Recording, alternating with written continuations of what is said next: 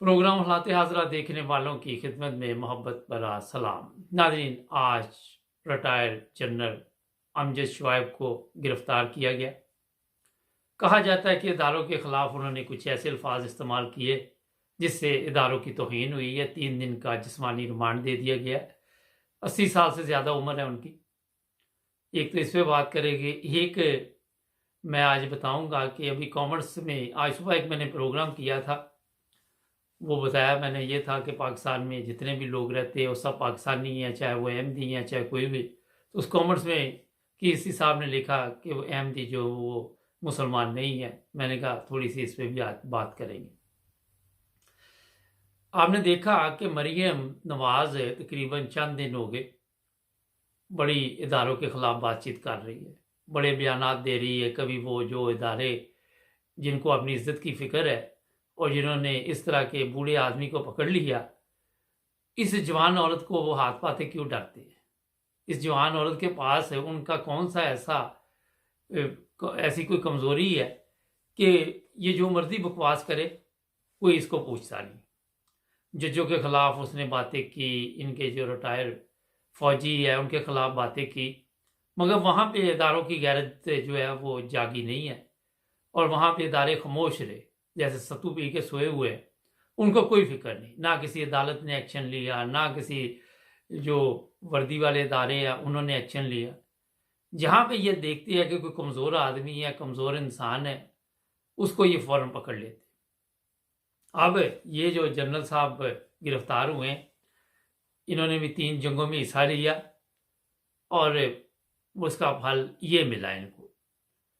वजह ये है, इसमें जो बता देता हूँ कि जिसने भी इनको ये ठेका दिया हुआ है कि आपने जो मर्जी हो जाए किसी को छोड़ना नहीं है, वो उस वक्त तक खुश नहीं होंगे जब तक वो इमरान खान को कहीं पे नुकसान ना पहुंचा दे या कोई ऐसा काम ना कर लें कि जिससे पाकिस्तान के हालात और मज़ीद ख़राब हों और पाकिस्तान खुदा न खास्ता टूट जाए। फिर वो लोग खुश होंगे। जिन लोगों ने भी इस माफिया को ये बाकायदा टारगेट दिया हुआ है वो लगे हुए। ये कोई आखिरी गिरफ्तारी नहीं है इस बुजुर्ग फौजी की। इसके बाद मैसेज ये दिया गया है तमाम जो रिटायर फौजी है कि हम किसी को भी पकड़ सकते हैं, आप अपनी जुबानें बंद रखें। हाजिर फौज के खिलाफ आप कोई बात नहीं कर सकते। हमारे पास ताकत है और हम उस ताकत का इस्तेमाल करना जानते हैं। और फिर आप देखें कि जो लोग वहाँ पे गिरफ्तारी दे रहे हैं उनके साथ ये बताया जा रहा है कि उस जगह पे रखा जाता है जहाँ सजाए मौत के जो मुजरम होते हैं उनको रखा जाता है। रोज़ाना इंसानियत की तौहीन होती है, रोज़ाना इंसानियत के ऊपर जुल्म होते हैं इस मुल्क में, रोज़ाना इंसानियत पे तशद्दुद होता है। कौन सा दिन है जिस दिन ये काम नहीं होता? मगर इन अदालों की गैरत नहीं जागती, इन अदालतों की गैरत नहीं जागती और वहाँ पे फिर आप अफसोस ही कर सकते हैं। पिछले दिनों मेरी बात हो रही थी, मैंने प्रोग्राम में भी जिक्र किया था कि जो लोग जेलों में जा रहे हैं, इमरान खान इनका खौफ ख़त्म कर रहा है। अब अल्लाह बेहतर जानता है कि ये जो सिस्टम चलाना चाहते हैं वो कामयाब होता है कि नहीं होता। मगर आज जो मरियम ने तकरीर की, उसने बेरेदारों की बेइज्जती की। उसने इमरान खान को कहा कि इन दोनों के ऊपर केस चलाएंगे हम, जब तक इनसे बदला नहीं ले लेंगे इंतखाबात नहीं कराएंगे। असल वजह यह थी कि कल जो इनकी वहाँ पे वो ज़िमनी इलेक्शन में जो इनकी छतरोल हुई अवाम ने की, असल में वो था गुस्सा इसको। ये है मैं आपको बताता, जब आप हार जाते हैं, आपके पास कुछ नहीं होता, फिर आपके पास गालियाँ होती हैं, फिर आप गालियाँ देते हैं क्योंकि पल्ले तो कुछ भी नहीं होता, करतूत तो कोई भी नहीं होती। और फिर वो गालियाँ जो हैं उसमें आपको एक दिमागी तौर पे आप देखते हैं कि जब इंसान दिमागी तवाज़ुन खो बैठता है फिर उसको समझ में नहीं आती, जिससे पंजाबी में कहते हैं कि मत मारी गई है। फिर वो इदारों के खिलाफ भी बातें करते हैं। लेकिन अभी तक ये समझ नहीं आई कि कौन से इदारों की वीडियो इस मरियम के पास है कि सारे इसकी बात सुनते हैं और इसके खिलाफ कोई बात नहीं करते। अब इसमें कौन कौन से लोग शामिल हैं ये भी आपको ऐसा ऐसा पता चल जाएगा, क्योंकि हमारे इदारे भी कोई चीज़ किसी की जो है वो छुपा के नहीं रखते। वो भी जब तक सब कुछ सबके सामने रख दे उनको सुकून नहीं आता। मगर वो किस्तवार जैसे ड्रामे नहीं किस्तवार चलते, उसी तरह चलता है। कभी किसी की आ गई, कभी कोई कहानी आ गई, कोई कहानी आ गई। तो ये मरियम का जो गुस्सा था आज आपने देख लिया, और वहाँ पे डायरेक्ट धमकियाँ दी गई। और इमरान खान को ये गिरफ्तार करना चाहते हैं। सुबह इमरान खान जा रहा है इस्लामाबाद, बताया जा रहा है बाई एयर जाएगा, लेकिन यहाँ पे मेरा ख्याल था कि इसे बाई रोड सफ़र करना चाहिए था, काफिले के साथ निकलता, लेकिन फिर पहुँच नहीं सकना था बाई रोड, ये भी मसला था। लेकिन ये कोशिश करेगी कि कहीं ना कहीं इसे दोबारा गिरफ्तार करें, किसी ना किसी जगह पे ये ऐसा सिस्टम चलाने की कोशिश कर रहे हैं। अब ये अवाम के ऊपर है कि अवाम फिर पूरे मुल्क को ब्लॉक कर देगी। ये इमरान खान को वैसे पहले मैसेज दे देना चाहिए कि अगर मुझे गिरफ्तार करे, शायद मैसेज की अब ज़रूरत नहीं है। अवाम ये समझ चुकी है कि जैसे इमरान खान गिरफ्तार होगा, करने की ये कोशिश करेंगे, तो फिर वही लोग बाहर निकल आएंगे जिस तरह लाहौर में उस दिन हुआ था। क्योंकि इन हरामखोरों को ये गुस्सा तो बहुत ज़्यादा है कि उस दिन इमरान खान के लिए इतनी पब्लिक निकली है, इन्होंने चेक किया था। और अब देखते हैं कि दूसरा वार ये कब करते हैं, क्योंकि ये दुश्मन होता है वो हमेशा वार की तलाश में रहता है। इनको पाकिस्तान की कोई फिक्र नहीं, इनको पाकिस्तानी अवाम की कोई फिक्र नहीं, किसी चीज़ की फिक्र नहीं। आप बेफिक्र रहे कि कहीं आपके लिए ये परेशान है, जो लोग इनको वोट डालते हैं वो भी ये परेशानी ना लेके, ये अगर आप अंदाज़ा लगाएं उस मुल्क के नहीं हुए जिस मुल्क में ये रहते हैं, वतन के नहीं हुए, तो ये आपके कहाँ से होंगे। ये आपकी ये गलत फहमी है जो लोग इनके जलसे जुलूसों में जाते हैं। तो ये मेरा ख्याल खुद ही दूर हो जाती है इस तरह की गलत फहमी। महाराज ये मैंने आपको छोटा सा बता दिया सारे जो हालात चल रहे। सुप्रीम कोर्ट क्या फैसला सुबह देगी, लेकिन मेरा ख्याल है कि वो फैसला जो देगी मैं अभी आपको बता देता हूँ, वो वही कहेगी जो सदर ने फैसला दिया हुआ है, पर उससे मिलता जुलता ही फैसला होगा। लेकिन मेरा ज़ाती ख्याल है कि 100% वो सदर की बात पर इतफाक़ करेगी, बाकी अदालत बेहतर जानती है। अपने ख्यालात ज़ाती जो मेरे।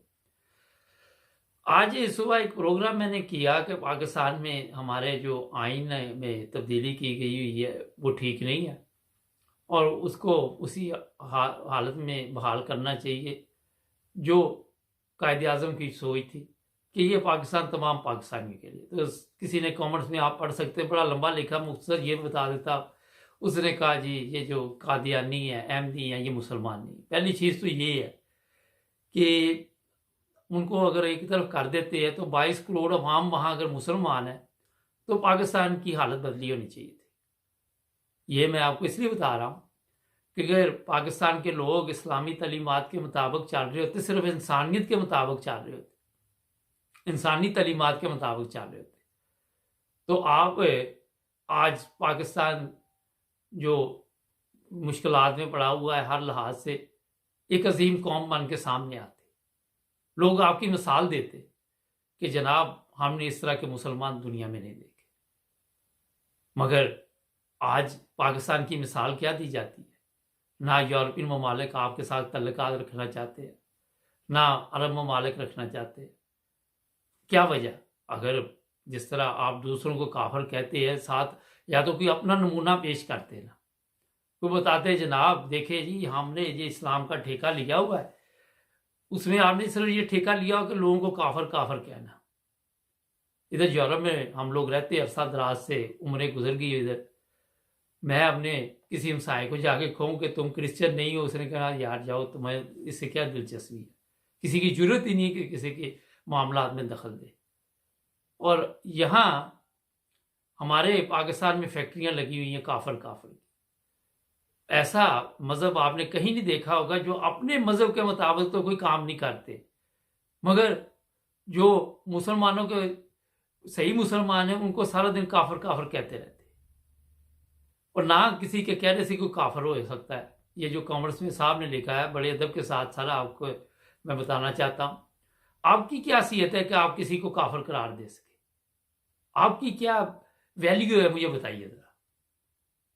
ये तो मैं वैसे आपको डायरेक्ट बता रहा हूँ, या आपके कहने से क्या फर्क पड़ सकता है? उसके जिसने अपने माल का साथ देना है उससे क्या फर्क पड़ सकता है?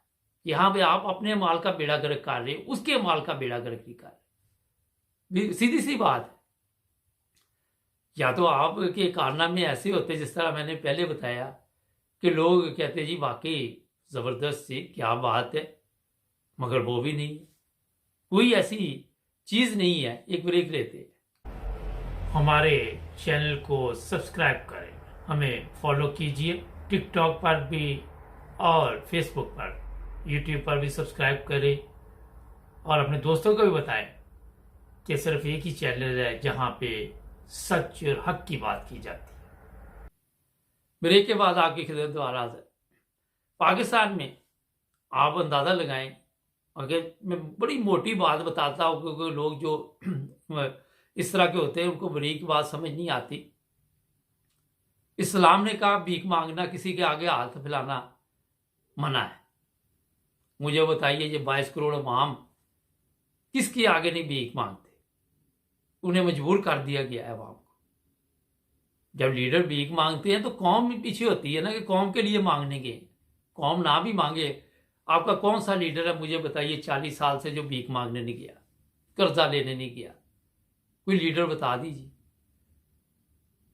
सबसे पहले तो ये मसला हल करे ना कि इज्जत तो इसी में होती है।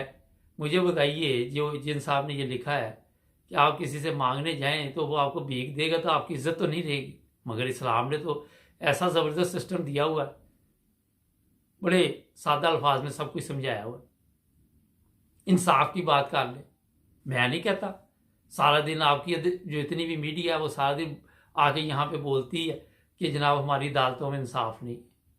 इंटरनेशनल रिपोर्ट जो आती है उसमें बताया जाता पता नहीं 130वें नंबर पे हम आ रहे हैं।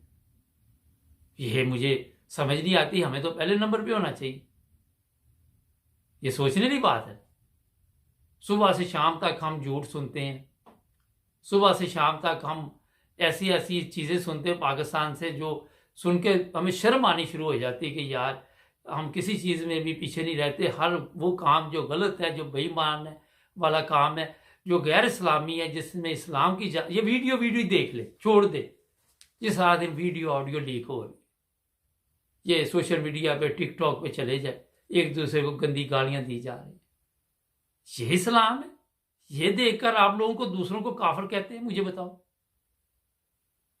ये हालत अपनी देखकर आप किसी को ये कह सकते कि आप मुसलमान हो जाओ? तो इसलिए जो मामला खुदा के और बंदे के हैं उनके दरमियान रहने दो, उसी हद में रहो जहां तक आपको समझ है। अपने से ज्यादा छलांग लगा के, नारे लगा के तो मुल्क का बेड़ा गर्क कर लिया हमने। सारा दिन हमने यही नारे लगाए। तो मैं बड़े अदब के साथ उन साहब को कहता हूं कि जनाब आप खुद एक अच्छे मुसलमान मान जाए, उसी में हमें खुशी होगी कि एक दोस्त है वो अपने आप को इस्लाम के मुताबिक चलाने की कोशिश कर रही है। जब ये सब कुछ आप पढ़ेंगे तो आपको ये हक हासिल भी नहीं होगा कि आप किसी के मामलात में दखल दें। अगर नबी पाक सल्लल्लाहु अलैहि वसल्लम का दौर देखे तो वहां पे तजारत देख ले, कोई चीज देख ले, तो आपने देखा सबके साथ तजारत की नबी पाक सल्लल्लाहु अलैहि वसल्लम ने, या नहीं की? उस वक्त तो मुसलमान थे ही नहीं जब तजारत का सिलसिला चल रहा था। मुसलमान बाद में आए, फिर भी तजारत दूसरे लोगों के साथ की। तजारत को तजारत रखा, मजहब को मजहब रखा। और फिर आप ये देखें, मैं ये कई लोग ये भेजते हैं, मैं देखता ही रहता हूँ सोशल मीडिया पे कि कई दुकानों के बाहर लिखा हुआ है यहाँ पे अहमदी और कादियानी सामान नहीं ले सकते। कितनी शर्म की बात। अफसोस होता है अपनी इस तालीम पे, अपनी सोच पे, कि कारोबार में भी हमने ये सोच रखा है। तो ये चीज़ें जो है ये सबसे ज़्यादा इस्लाम को भी नुकसान दे रही है, इंसानियत को भी दे रही और पाकिस्तान को भी दे रही है। या तो हम कहें जी हमने ये मज़हब कार्ड खेल के बड़ा अच्छा एक मकाम पाकिस्तान का पैदा कर लिया। मुझे बता दिए कोई खूबी लिखे इसमें कि हमारे अंदर ये खूबी है। हमारे उलमा वो भी आगे कहते कि हम गलत जा रहे हैं, हमारे सियासतदान कह रहे गलत जा रहे, हमारी अदालतें कह रहे कि हम इंसाफ नहीं दे पा रहे, हमारी आर्मी के ऊपर बड़े बड़े इल्ज़ाम लगते हैं, हमारी पुलिस है उस पर इल्ज़ाम लगते हैं, हमारे इदारों पर इल्ज़ाम लगते हैं। पाकिस्तान तो इसलिए नहीं बनाया गया था ना। तो बस मैं यही आपको कहना चाहता था प्रोग्राम देखते हैं आज हमारे के साथ, आज पाकिस्तान के साथ जुड़े रहे हमारे साथ, हमारे चैनल को भी सब्सक्राइब कर लें। अस्सलाम वालेकुम नाज़रीन, प्रोग्राम है आज पाकिस्तान के साथ। आज एक वीडियो का जिक्र करेंगे, सोशल मीडिया पे चल रही है, और साथ कुछ वो बातें भी करेंगे कि हमारे जो लोग हैं उन्हें पाकिस्तान क्यों छोड़ना पड़ता है। और इसके साथ ही तुर्की में जो ज़ल्ज़ला आया हुआ है, वो भी लोग पूछ रहे हैं कि ये तुर्की पे ज़ल्ज़ला क्यों आया, ये अज़ाब क्यों आया। इस पर भी कुछ ना कुछ बातचीत करने की कोशिश करेंगे। सबसे पहले मैं आपको बताऊं कि एक वीडियो सोशल मीडिया पे चल रही है, मुझे भी व्हाट्सएप पे मिली, और वो वीडियो थी कि पाकिस्तान में जो मजहबी आपने देखा है नफ़रत, जिसमें दिन ब दिन इजाफा होता जा रहा है, उसी वजह से उन साहब ने ये वीडियो बना के अपलोड की। और मेरा ख्याल था कि मैं उनकी ऑडियो सुनवाऊंगा, और मैंने तैयारी भी कर ली थी, तस्वीर लगा दूंगा पीछे, मगर बाद में जब मैंने उस वीडियो को सुना तो उसमें कहा उन्होंने कि ये वीडियो फेसबुक वगैरह पे न डालें। तो उनकी इस बात का एहतराम किया, लेकिन मैं थोड़ा सा पाकिस्तान के हालात पे आज इसलिए बताऊंगा कि आज पाकिस्तान के जो हालात है इतने ख़तरनाक क्यों हुए, इतने तकलीफ दे क्यों हुए, और यहाँ पे वो कौन से ऐसे मामलात है जो अभी तक हम ठीक करने में नाकाम रहे। मजहबी नफ़रत में इजाफा, लोगों के जो मजहबी हकूक़ है उन पे जो आप देखती है ऑडियो वीडियो आए दिन सोशल मीडिया पे नज़र आती है, वो सबके सामने। और वहाँ पे जो समझदार लोग हैं वो तो इन चीज़ों के बारे में कहते हैं कि नहीं होनी चाहिए, मगर हमारे माशरे में आज भी जहालत बहुत ज़्यादा है। उसका अंदाज़ा आप कल के इंतखाबात से भी लगा सकते हैं। ज़िमनी इलेक्शन में जो लोग भी गए वोट डालने के लिए, उसमें सबको नज़र आ रहा है कि ये गवर्नमेंट जो है वह इस काबिल नहीं है कि ये मुल्क चला सके या पाकिस्तान के हालात दुरुस्त कर सके। अगर 90,000 वोट ज़िमनी इलेक्शन में इमरान खान को पड़े हैं तो 50-55,000 उन लोगों को भी पड़े हैं जो आप सबके सामने अरसा दराज से मुल्क को बर्बाद कर रहे हैं। मैंने यहाँ से सोचा कि पाकिस्तान में जहालत जो है वो इतनी जल्दी ख़त्म नहीं हो सकती। आप जो मर्ज़ी कर ले, मैं जितने मर्ज़ी प्रोग्राम कर लूँ, इसमें से हम बाहर नहीं निकल सकते। जो वीडियो का जिक्र हो रहा था उसमें यह था कि पिछले दिनों कोई ऐसे वाक़यात पेश आए पाकिस्तान में जिसमें जो अहमदी हैं वो मुतासर हुए, और इसी सिलसिले में उन साहब ने वीडियो बनाई थी, और उनका ये कहना था कि मैं अहमदी तो नहीं हूँ, मगर मेरे ख्याल में ये जुल्म हो रहा है पाकिस्तान में, ये ज़्यादती हो रही है, और नबी पाक सल्लल्लाहु अलैहि वसल्लम की ये तालीमात नहीं है कि आप इस तरह लोगों को कत्ल करें, या लोगों को कोई बाइक पे जा रहा तो उसको रोक के उसको कहे कि आपका नाम क्या है। ये वीडियो में बताया गया बाकायदा तौर पर, तो वो जब अपना नाम बताएं तो साथ अहमद लगाओ, तो आप जी अहमद नहीं लिख सकते। आम शहरी जो है वो इस तरह के ऑर्डर जारी कर रहा है।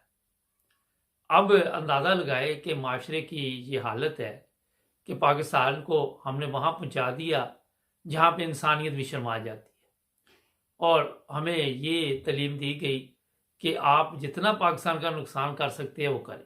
ये वो लोग हैं जो पाकिस्तान का नुकसान तो करते ही हैं, उन्होंने माशरे को बर्बाद कर दिया, पाकिस्तान का बेड़ा गर्क कर दिया, खाली नारे लगाते रहे मगर पाकिस्तान की हालत दुरुस्त ना हो सकी। मजहबी नफ़रत में इजाफा हुआ, और आज आप देख लें कि मजहबी नफ़रत की वजह से कितने लोग जान से जा चुके हैं। ये नहीं कि ये मजहबी नफ़रत सिर्फ अहमदियों के लिए या दूसरे लोगों के लिए मुश्किल का सामना उनको है, इनके अपने लोगों के ऊपर भी इसी तरह से झूठे मुकदमात बनते रहे, इमरान खान तक के ऊपर, शेख रशीद तक, और भी लोगों के ऊपर इस तरह के मुकदमात फिर बनते रहे।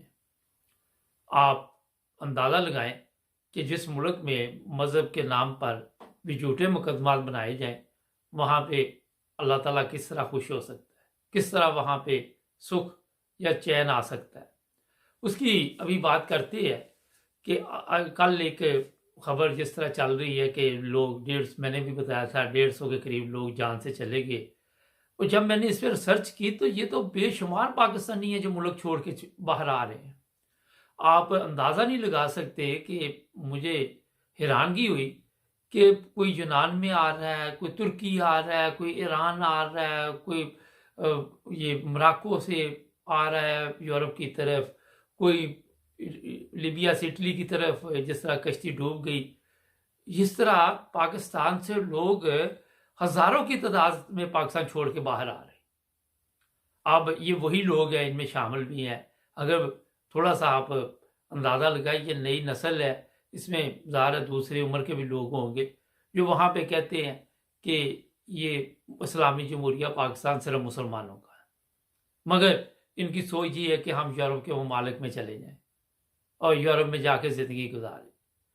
क्योंकि यहाँ आपको एक चीज़ का खुद भी सोचना चाहिए कि अगर आप अपने मुल्क को अच्छा नहीं बना सके, आपने तो सब ने ये दावा किया वहाँ पे जो लोग भी मुल्क छोड़ के आ रहे हैं कि हम पाकिस्तान को एक इस्लामी मुल्क बना के तो यहाँ पे इस्लामी तरीके के साथ ज़िंदगी गुजार रहे, तो फिर आपको वहीं रहना चाहिए था।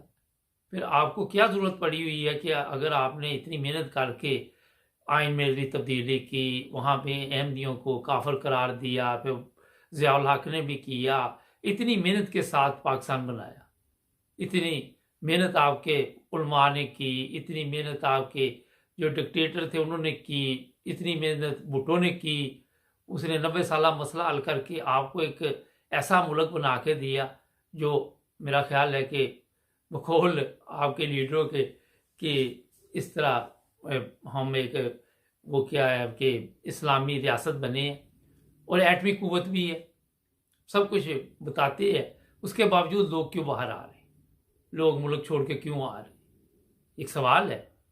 एक तरफ आपके उलमा जब वहाँ पे कहते हैं कि ये जनाब फ़लाँ मुल्क के काफरों के मुल्क से ये फ़लाँ चीज़ आई है, आप इस्तेमाल ना करें, और वहाँ पे आप नारे लगाने शुरू कर देते। ये एक सवाल है जो मैंने सोचा आपसे भी पूछते हैं, कमेंट्स में ज़रूर लिखिएगा। हुआ ये है कि पाकिस्तान के हालात पहले ठीक थे, और जब से ये आइन में तब्दीली इन लोगों ने की, लोगों के हकूक़ जो मजहबी भी थे वो वहाँ पे उनको नहीं दिए गए और उनको परेशान किया गया, उसके बाद आप देख रहे कि पाकिस्तान की क्या हालत है। पाकिस्तान दिन ब दिन कहाँ पहुँच गया, ये लोग क्यों मुल्क छोड़ के आ रहे। मुझे जब इस पर थोड़ा सा इत्तेफाक हुआ लोगों से बातचीत करने का, वो कहते जी वहाँ पे है ही कुछ नहीं, इतनी गुर्बत है कि वहाँ भूख से भी मर जाना है, तो क्यों ना वहाँ से निकल आए। अब यूरोप में जब इन्होंने देखा कि ये लोग आ रहे हैं और यहाँ पे हम संभाल नहीं सकेंगे, इंग्लैंड में भी गैर कानूनी तौर पे, तो इन्होंने भी फौरी तौर पर ऐसे कवानीन बनाने शुरू कर दिए कि इन सब लोगों को अफ्रीका भेजा जाएगा, इनको यूरोप में नहीं रहने दिया जाएगा। जाहिर है उन्होंने भी देखा कि लातादाद लोग जब उनके मुल्क, ये सिर्फ ये पाकिस्तानी नहीं आ रहे, काफ़ी मुल्कों के आ रहे, इंडियन भी आ रहे, बंगाली भी आ रहे, अफगानी भी आ रहे, और भी मुल्कों के लोग आ रहे हैं। तो सोचने वाली बात ये है कि हम अपने मुल्क में क्यों नहीं अच्छी ज़िंदगी गुजार सके। उसकी वजह मैं आपको बता देता हूँ। उसकी वजह है कि हमारे जो सियासतदान हैं उन्होंने वो मुल्क छोड़ा ही नहीं रहने के लिए। उन्होंने ये सोचा कि इस मुल्क में हमारे जो लोग हैं अपने ख़ानदान के, वो बस ज़िंदगी अच्छी गुजारे, दूसरे लोगों के लिए उन्होंने ऐसे मौके ही नहीं, ऐसे हालात ही नहीं पैदा किए कि जिसकी वजह से लोग वहाँ के सुख चैन की ज़िंदगी गुजार सकें। ये बड़ा एक अहम सवाल है। वो पाकिस्तान छोड़ने, कभी मैं रात ही बात कर रहा था किसी से, मैं कभी जर्मन या कोई यूरोपियन भी इस तरह कश्ती में डूबते आपने सुने कि दूसरे मुल्क में जाते हैं, इनके पास खुदा के दिया सब कुछ है, हर चीज़ है, ये आपकी तरह नारे नहीं लगाते, खाली ये काम करते हैं, इंसानियत के लिए काम करते हैं। यूरोपियन उन्होंने अपने मुल्क ऐसे बना दिए कि जहाँ हर बंदे को बुनियादी सहूलत मिल रही है। हमने बुनियादी सहूलत तो किसी को नहीं दी, दूसरे के मज़हब में अपनी टांग अड़ाते रहे, दूसरे के फ़िरके में टांग अड़ाते रहे। ये लोग ये चीज़ें नहीं करते, ये देखते हैं कि आज लोगों के मसाइल क्या हैं, लोगों के मसाइल हल करने के लिए ये गवर्नमेंट आती है। हमारी गवर्नमेंट आती है लोगों को कोई मसाइल पैदा करने के लिए, हमारे सियासतदान आते हैं कि लोगों के लिए मसले पैदा किए जाएं। आप देखिए आए दिन वहाँ पे एक ब्रेक लेते हैं, ब्रेक के बाद अभी चलते हैं। हमारे चैनल को सब्सक्राइब करें, हमें फॉलो कीजिए, टिकटॉक पर भी और फेसबुक पर, यूट्यूब पर भी सब्सक्राइब करें और अपने दोस्तों को भी बताएं कि सिर्फ एक ही चैनल है जहां पे सच और हक की बात की जाती है। जी, ब्रेक के बाद आपकी खिदमत दोबारा हाजिर। आए दिन वहां पे कभी खुद ही ये लोग धमाके करा देते हैं, कभी ये ऐसे ऐसे काम करते हैं, आटा शॉर्ट कर दिया, चीनी गायब कर दी, पेट्रोल गायब कर दिया। ये जो हमारे सियासतदान हैं, ये मसले खत्म करते आपको नजर नहीं आएंगे। हर बंद आके तकरीर यही करता है। पिछले दिनों एक सियासतदान बहुत बड़े हैं, क्या नाम लेने इन बदबख्तों के, वो बता रहे थे कि हमारा फिर चूरन नहीं बिकता अगर हम झूठ ना बोले। उम्र इनकी 70-70 साल है और बगैर झूठ के ये चल नहीं सकते। और यही वो लोग हैं जो झूठ बोल रहे हैं, जिनके बड़े कहते थे कि फलां मुसलमान नहीं है, काफिर है, फलां काफिर है। और इन सब की अपनी हालत जो है वो काफिरों से बदतर है। अगर आप मैं नहीं कहता, ये हमारे प्रोग्रामों में आपके उलमा के कहते कि इनकी हालत जो ठीक नहीं है, ये इस्लाम से बहुत दूर जा चुके हैं, इंसानियत से दूर जा चुके हैं। ये लोग इस्लाम सिखा रहे थे आपको, ये आपको इस्तेमाल कर रहे थे कि फलां को मार दो तो आप जन्नत में चले जाएंगे, आप फलां को मार दो। जन्नत में तो नहीं गए, लेकिन पूरा मुल्क जहन्नम में पहुंचा दिया आप लोगों ने। बड़े माजरत के साथ, आपको अगर बातें बुरी भी लगे, लेकिन जो हकीकत है मैं वो आपको बयान कर रहा हूं। अब आप देखिए कि वहां पे जिस तरह रोजाना आपको यहां तक आपको खबरें मिलती हैं हमारे से भी और इधर उधर से भी, कि हमारी अदलिया जो जज हैं, जो सबसे बड़ी अदालत है, उसके जज जो हैं उन पर इतमाद नहीं किसी को। आप सोच सकते, उनके ऊपर भी इतमाद नहीं है। इससे बड़ी बदकिस्मती क्या होगी? ये इस्लाम है, ये इस्लामी जमहूरिया पाकिस्तान जो आप देख रहे हैं, क्या ये कायदे आजम ने कहा था कि पाकिस्तान बनेगा? जो चीज़ कायदे आजम ने कही थी वो आपने छोड़ दी। इससे पहले जो इस्लाम ने की थी, उसे जो वीडियो में ये भी मुख्तसर था कि जो नबी पाक सल्लल्लाहु अलैहि वसल्लम की तलीमात थी उससे आप दूर हो गए। उन्होंने तो हर एक के लिए ऐसे मौके पैदा किए, चाहे वो किसी मजहब से था या वो मुसलमान नहीं भी थे, कि उनको हर किस्म की सहूलत देने की कोशिश की, क्योंकि वो पूरी इंसानियत के लिए आए हुए थे। और आप उन लोगों पर ही हमले कर रहे हैं जो, मेरा ख्याल है अगर आप पाकिस्तान से बाहर निकले तो सबसे ज्यादा इस्लाम की खिदमत वही करते नजर आएंगे आपको। अभी मुझे कल पता चला कि तुर्की में जो जल्जला आया है, वहां पे जो ह्यूमैनिटी फर्स्ट है, उसकी बहुत बड़ी तादाद जो है वो जाके खिदमत कर रही है।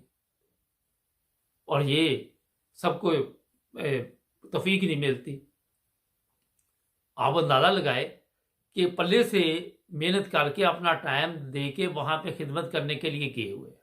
तुर्की वालों ने तो नहीं किसी ने कहा कि आप कहाँ से आए हैं, किस मजहब से है। वहां पे इंसानियत की खिदमत के लिए उन लोगों को जरूरत है, ऐसे लोगों की। तो ये हालात जो बने हुए हैं, पिछले दिनों इसी तरह एक वीडियो भी जारी की गई कि जनाब वो तुर्की में जो है ह्यूमैनिटी फर्स्ट के जरिए ये होने वाला, वो होने वाला। मुझे पता चला रोजाना बेशुमार भूखे लोगों को खुद खाना बना के तो खिलाया जा रहा है, जब मैंने अपने तौर पे पता किया। और यूरोप पूरे से दुनिया से लोग जा रहे हैं उनकी मदद करने के लिए।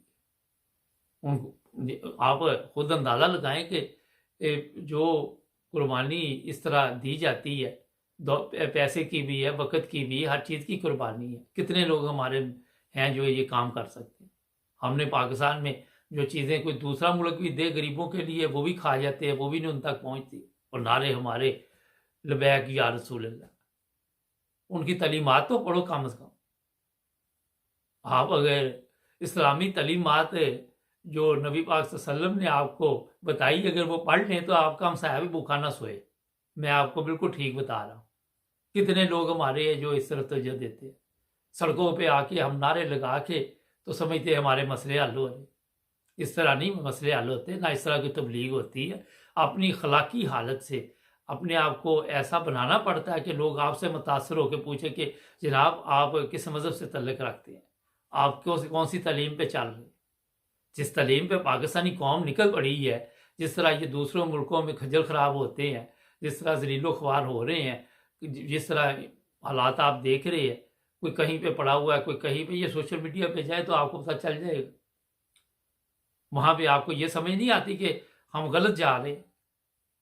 हमारे पास कोई ऐसी चीज़ ही नहीं कि हम अपनी आवाम के लिए ऐसे रोज़गार मुहैया कर सके, क्योंकि किसी ने भी इस तरह तवज्जो नहीं दी कि आवाम को हलाल रोज़गार मुहैया किया जाए। हर बंदे ने 2 नंबर तरीके के साथ तो आप सुबह से शाम तक टीवी लगा ले, कोई प्रोग्राम लगा ले, सुबह से शाम तक आपको सिर्फ मिलेगा झूठ।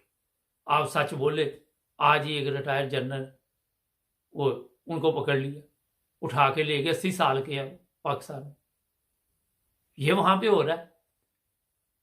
उनको वहां पे जाके तशद्दुद करे कि जिस तरह वो जवेद अली के साथ किया कि आप प्रोग्राम क्यों करते, आप सच क्यों बोलते, आप झूठ बोले। उनको मारेंगे कि आप झूठ बोले, इसलिए नहीं पकड़ा कि आप सच बोले, इसलिए बोला कि आपने जो सच बोला है वो क्यों बोला है।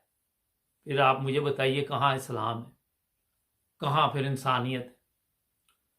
ये चंद चीजें मैंने इसलिए आपकी खिदमत में अर्ज की हैं कि हमें पाकिस्तान वही बनाना होगा जो कायदे आजम का पाकिस्तान। बारहा दफा बताता हूं, ऐसे आइन की आपको समझ ही नहीं आती, ना अदालतों को आती। कभी 9 जज जो होंगे, कभी 5 जज जो होंगे आइन की समझ करने के लिए। गवर्नर को समझ नहीं आ रही, सदर को समझ नहीं आ रही, वो चीफ इलेक्शन कमीशन को समझ नहीं आ रही, वकुला को समझ नहीं आ रही। फिर मुझे बताइए क्यों नहीं समझ आ रही?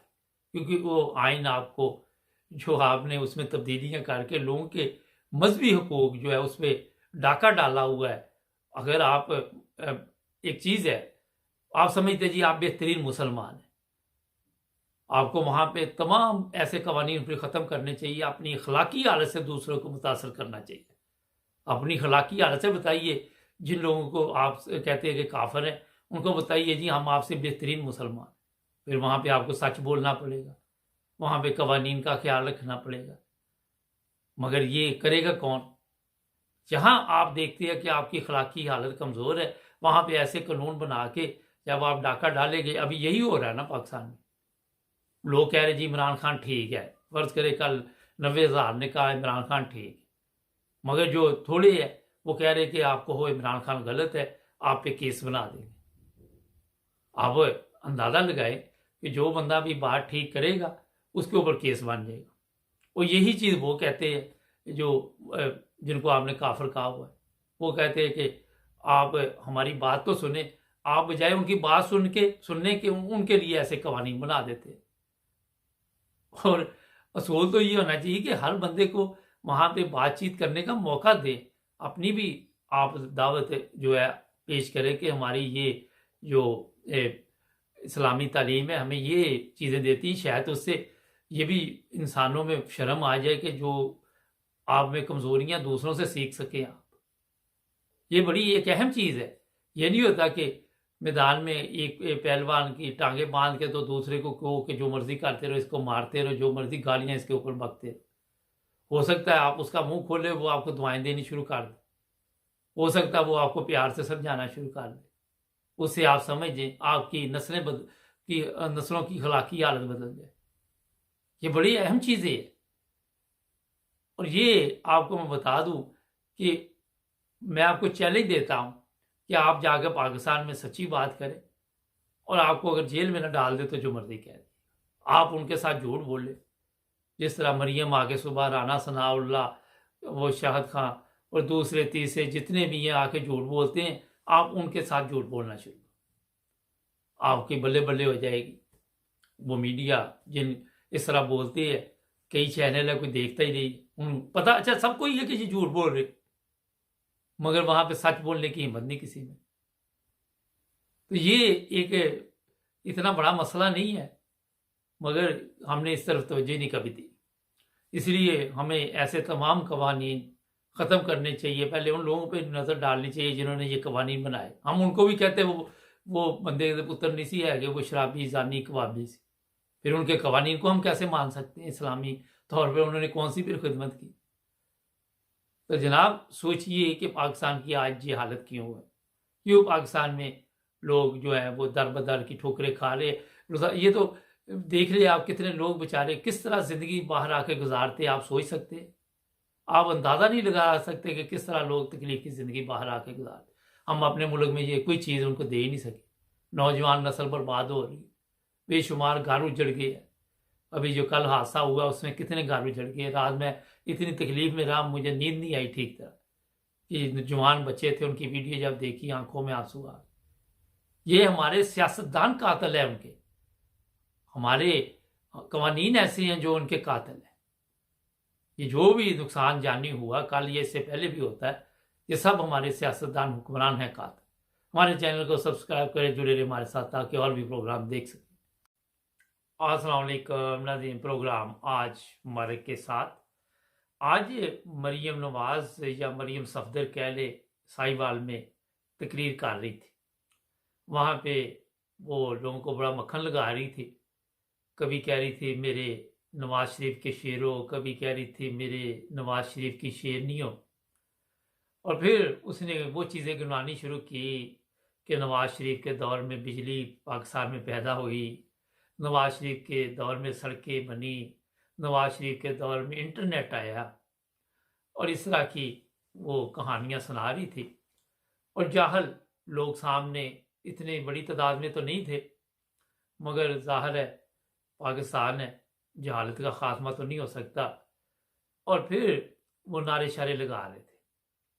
फिर ये फरमा रही थी कि जब भी नवाज शरीफ इस मुल्क में रहा, मुल्क ने तरक्की की, और फिर नवाज शरीफ को ज़बरदस्ती गवर्नमेंट से चलता किया। मगर ये उसने नहीं बताया कि जब उसको गवर्नमेंट से निकाल दिया जाता है तो वो फिर पाकिस्तान नहीं रहता, फिर वो सऊदी अरब रहेगा, इंग्लैंड रहेगा, यूरोप के किसी और मुल्क में सैर व तफरीह के लिए जाएगा। पाकिस्तान वो बड़ी ईद, छोटी ईद, रमज़ान, कोई त्यौहार भी है, उस पर भी नहीं आता। ये मेरा हाल मोहतरमा भूल गई। और फिर आज इंटरनेट किस मुल्क में नहीं है, मुझे बताइए कौन सा मुल्क है? कोई अफ्रीका का मुल्क भी आप देख लें जाके, तो वहाँ भी इंटरनेट है। कोई इतना बड़ा कौन सा तीर चलाया? जो लोग यूरोप में या तरक्की याफ्ता ममालिक में रहते हैं, कभी इनके वज़ीर आज़म की तकरीर सुना करें। इनके वज़ीर आज़म या इनके जो भी लोग हुक्मरान होते हैं वक़्त के, वो आवाम के लिए ये बताते हैं कि हम आइंदा के लिए ये कुछ करने वाले हैं आवाम की सहूलत के लिए, ताकि लोग अच्छी ज़िंदगी गुजार सकें। वो ये नहीं गिनाते कि जनाब 50 साल पहले हमारी पार्टी ने ये किया था, 60 साल पहले हमारी पार्टी ने ये किया था। ये चीज़ें नहीं गिनाते। वो आके ये नहीं बताते कि ये सड़क किसने बनाई है, ये इंटरनेट कौन लेके आया। क्योंकि यहाँ पे आप सबके इल्म में है कि ये आज तरक्की याफ्ता दुनिया में मामूली चीज़ें समझी जाती हैं। हर जगह पे आपको इंटरनेट मिल जाता है, जहाँ मर्जी चले जाएं, एयरपोर्ट पे, किसी एयरपोर्ट पे जाके आप वहाँ भी वाईफाई मिल जाता है फ्री में। तो ये जाहल अवाम जो बैठी हुई थी सामने, और जो नारे लगा रहे थे, और पता नहीं उनको किस लालच में वहाँ पे लाया गया, और जो वहाँ के लोकल इनके जो भी उस एरिए के हरामखोरी आप कह सकते हैं, ज़ाहिर है वो किस लालच में इनको लेके आए। और फिर आज अगर आप देखें तो ये बता रही थी कि नवाज शरीफ के दौर में आटा 20 रुपये किलो होता था, चीनी 10 रुपये किलो होती थी। पता नहीं किस ज़माने की ये बातें बता रही थी। देखिए मैं आपको बताऊं, जितने लोग इसके जलसे जुलूसों में जाते हैं, वहाँ पे इससे सवाल किया करें। मैं ये नहीं कहता कि आप जलसे जुलूस में ना जाएं, वहाँ पे बोर्ड लिख के ना सामने इसके खड़े होकर पूछा करें कि इस मुल्क का बेड़ा गर्क किसने किया। और ये थोड़ी सी कहानी सुनाने के बाद वो फिर इमरान खान की तरफ आ जाती है, उधर जिस काम के लिए वो आई होती है। साथ आए कल एक वो राना सनाउल्लाह इनको मिला हुआ, बाकी तो सब भाग दौड़ गए, बाकी कोई इसके साथ जाने के लिए तैयार नहीं है। मेरा 2-4 ही रह गई है, उनको लेके ये जाती। इलेक्शन का सवाल करना चाहिए था कि कल आपके ज़िमनी इलेक्शन थे, वहाँ पे आपकी जो हालत हुई है, दुर्घट बनी है, उसके ऊपर क्या कहेंगे? इस तरह के सवाल लिखकर वहाँ लोगों को जाना चाहिए। नाज़रीन मैं आपको बताऊं, ये जो कुछ भी आज आवाम के साथ हो रहा है, अगर आप थोड़ी सी पीछे नजर डालें तो कुछ ज़्यादा अरसा नहीं हुआ है, 40-45 साल से ज़्यादा ये सब कुछ होना शुरू हुआ है। पहले बहरहाल ठीक है, अयूब खान भी मार्शल था, उसने भी मार्शल लगाई हुई थी, मगर लोग कहते हैं कि उस वक्त खाने पीने की कोई इतनी बड़ी परेशानी नहीं थी। हो सकता है उस वक्त पब्लिक भी कम हो, बैनुल-अक़वामी तौर पे भी पाकिस्तान की काफ़ी इज्जत और एहतराम था। और जब फिर भुट्टो साहब ने आके रोटी कपड़ा और मकान का नारा लगाया, और दूसरी तरफ बिलावल साहब वो एक नई मंतिक रोजाना लेके आ जाते हैं कि गरीब को जब पैसे मिलते हैं फिर वो दुकान पे जाते हैं, फिर ताजिर को फ़ायदा होता है, फिर उसको फ़ायदा होता है। पता नहीं हरामखोर कहाँ से आके ये बहकी बहकी बातें सोचते रहते हैं, उस वक्त पता नहीं टोन बादशाह होते हैं।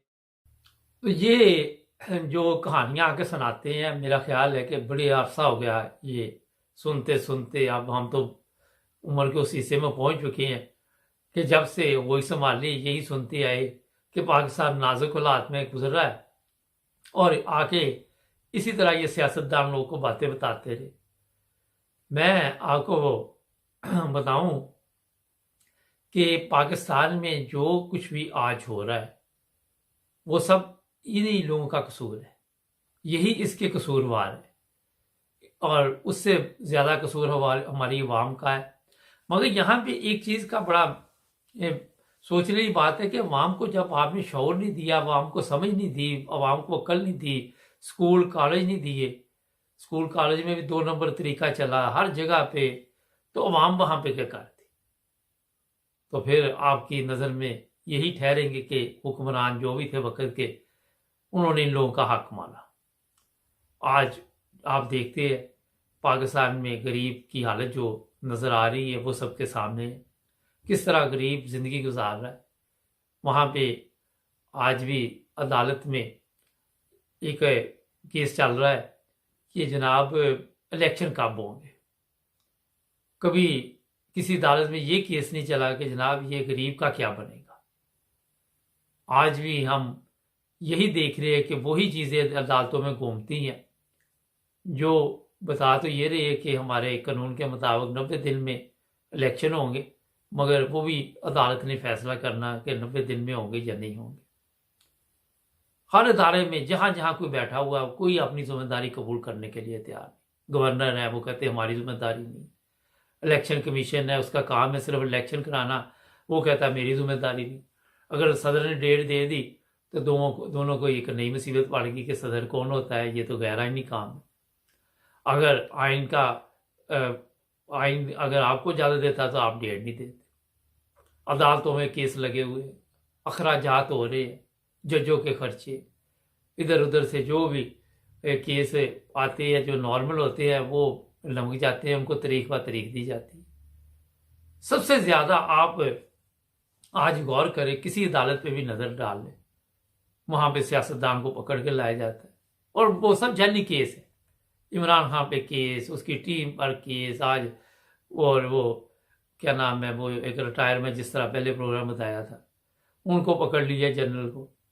तो ये सब कुछ जो कुछ कर रहे हैं ये अदालतों को नज़र नहीं आ रहा, सुप्रीम कोर्ट को नज़र नहीं आ रहा। इसलिए मैं बारहा दफ़ा ये तवज्जो दिलाता हूँ कि सब कुछ इनको पता है कि ये जाली केस है, झूठे केस है, ये सब ड्रामा चल रहा है। अदालतों का टाइम ज़ाया, अदालतों के ऊपर आप अंदाज़ा लगाए कि कितना खर्चा आता है, बिजली का, पानी का, वहाँ के स्टाफ का। अगर पार्लियामेंट की बात कर ले जहाँ आपको एक से एक बड़ा महान हरामखोर मिलेगा, सेनेट में बात कर ले, वहाँ बिजली पानी का खर्चा, इन हरामखोरों का वहाँ चाय पानी काफ़ी रोटी हर चीज़ यहाँ पे जो भी होती है उसका खर्चा। लेकिन ये मैंने इसलिए बात की कि गरीब आवाम पे अगर ये पैसे खर्च किए जाए जो इस चक्कर में डाल के घुमन घेरी जिसको कहते हैं उसमें डाला हुआ आवाम को, तो अपने पे ये सब खर्च कर ही आ रहे, अपने इनके अखराजात इतने। कहते हैं कि बजट का जो तीसरा हिस्सा है शायद वो सबसे इन्हीं अदालतों पे, इन्हीं फौज पे और जो भी पुलिस है उन पर खर्च हो जाता है। अवाम का जो कुछ आप आज देखते हैं, जो अवाम की हालत है या जो उनके पास है वो किस हाल में रहते हैं आप उसका अंदाजा नहीं लगा सकते। उनको खाना नहीं मिलता, लोग मरने के लिए तैयार है। वो कहते हैं मर जाए, रोज रोज मरने से बेहतर है एक दिन मर जाए। अच्छा, अब ये मुझे एक चीज की आज भी समझ नहीं आती कि जो लोग इन चोरों डाकुओं का साथ देते या तो वो भी फिर चोर और डाकू हैं, या तो फिर उनके भी काम 2 नंबर है, 1 नंबर काम नहीं उनका। मैं अभी मरियम की तकरीर लगी हुई थी, तो क्योंकि मैंने प्रोग्राम करना ज़रूरी होता है, कुछ ना कुछ उसकी भी किसी हर की बात सुननी पड़ती है। तो मुझे किसी ने कहा जी ये आप बंद कर दें, मुझे इसकी आवाज़ अच्छी नहीं लगती, मुझे ये ज़हर लगती है, ये हरामखोर, ये कौम की मुजरिम है। मतलब ये था। इतनी नफरत लोग इनसे करते हैं। जिनको शऊर है, जिनको समझ है, वो जिनको शऊर और समझ नहीं है, वो जाके बल्ले बल्ले और नारे लगाते हैं।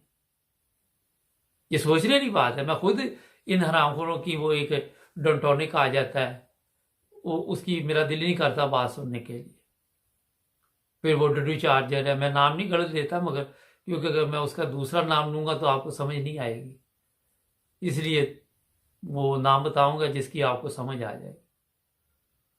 फिर मूंछों वाला वो मोंकी। तो ये लोग जब आते हैं और बात करते हैं तो सबको पता होता है कि ये झूठ और बकवास करेंगे, इनसे कोई काम की बात नहीं होती। मगर मजबूरन मुझे समझ नहीं आती कि लोग या तो उन्हें ब्लैकमेल किया जाता है या उन्हें इस तरह कि वो बेचारे समझ नहीं रखते। दूसरा जो आज का पाकिस्तान मसला बना हुआ है वो बड़ा अहम है, अगवा किया जाता है।